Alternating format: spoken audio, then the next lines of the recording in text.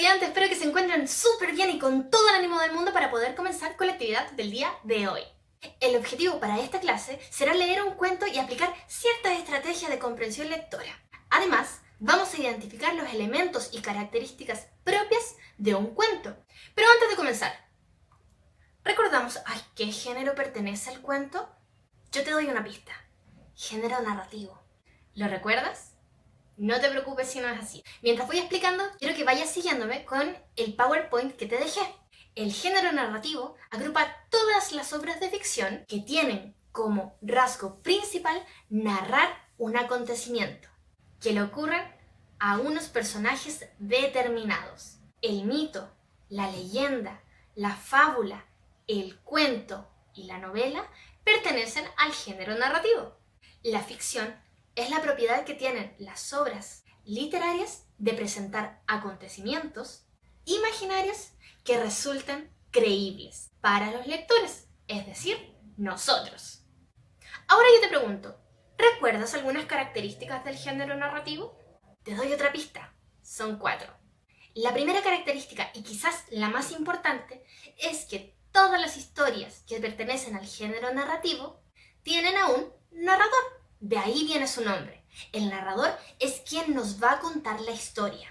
La segunda característica es que todas estas historias tienen personajes de diferentes tipos, pero sin ellos la historia no podría existir. En tercer lugar están las acciones, que es aquello que le sucede a los personajes. Y finalmente, el tiempo.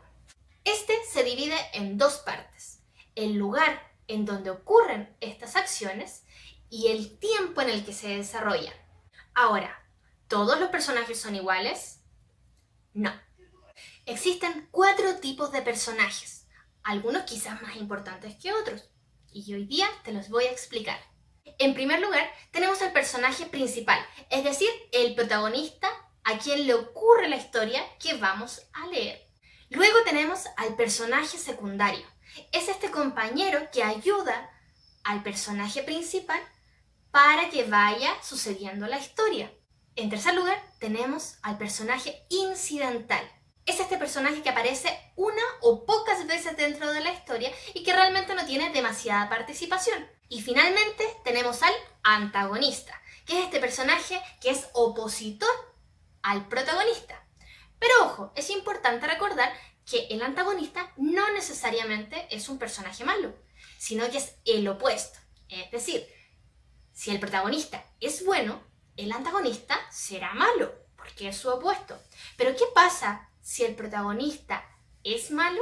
También podría ocurrir. En ese caso, el antagonista es bueno. Yo sé que parece mucha información, así que te voy a dejar un pequeño ejemplo. Imagina que tú eres un cazador de tesoros y una pequeña anciana, en una noche muy lluviosa, te regaló un mapa. Le pides a tus amigos que te acompañen en tu búsqueda y comienzan a recorrer un poblado muy pequeñito para llegar a donde está la cueva escondida el supuesto tesoro. Pero cuando llegas, ¡está tu archienemigo! Ahora no sabremos si podrás quedarte con el tesoro. Pausa dramática. Ahora, ¿quién es el protagonista de esta historia? Así es, tú. Pero tú eres un cazador o cazadora de tesoros. Ese es tu rol protagonista. ¿Bien? El personaje secundario, o los personajes en este caso, ¿quiénes serían? Tus amigos que te acompañaron en esta aventura. ¿Y el personaje incidental? La pequeña anciana. Ella cumplió el rol solamente de entregarte el mapa y no volvió a aparecer en la historia. ¿Qué personaje nos falta? El antagonista, muy bien. Si bien no conocemos el nombre de nuestro antagonista, sí sabemos que es un buscador de tesoros y que busca llegar al oro antes que tú.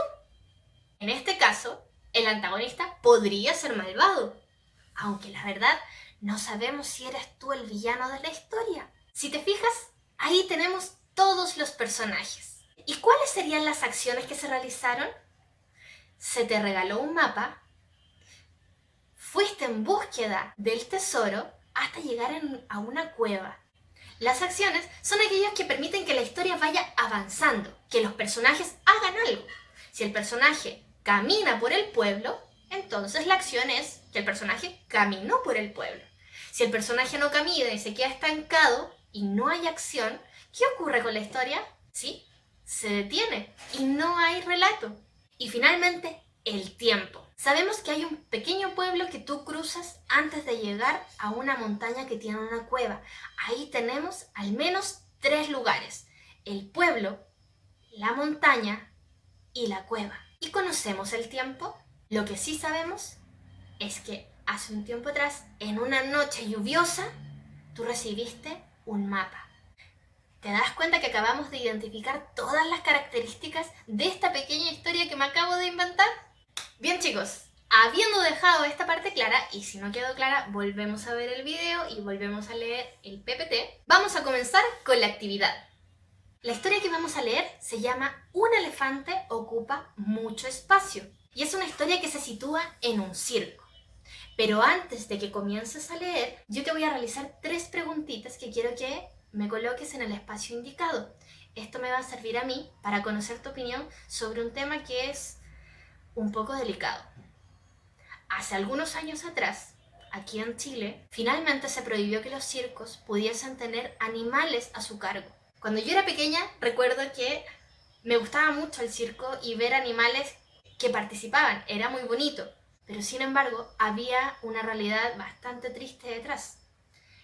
Muchos de los circos tenían animales en pésimas condiciones, en jaulas muy pequeñas donde no se podían mover, no los alimentaban como correspondía y por lo tanto los animales generalmente estaban en los huesos.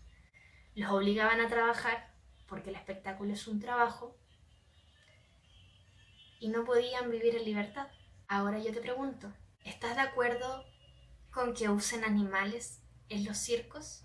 ¿Por qué? Segunda pregunta. Si los animales del circo pudiesen hablar, ¿qué crees que les dirían a los seres humanos?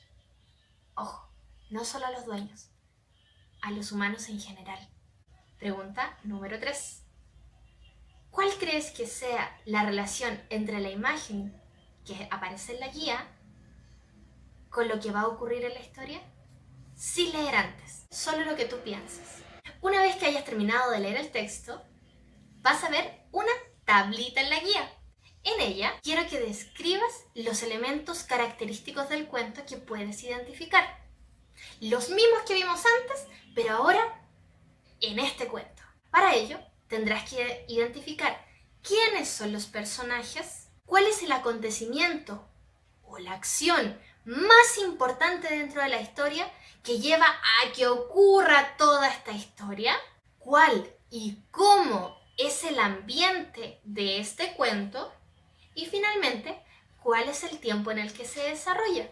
Recuerda, mientras vayas leyendo y encontrando estas características, márcalas con un color y así no vas a tener que volver a leer de nuevo el texto para poder encontrarlas. Bien, chicos, espero que haya quedado todo muy claro. Ante cualquier cosa, si tienen una duda, consulta, pregunta, pueden ustedes o sus papás escribirme a mi correo y yo voy a estar feliz de ayudarlos. Bien, les mando un besito enorme, cuídense mucho y nos vemos en el siguiente video. ¡Adiós!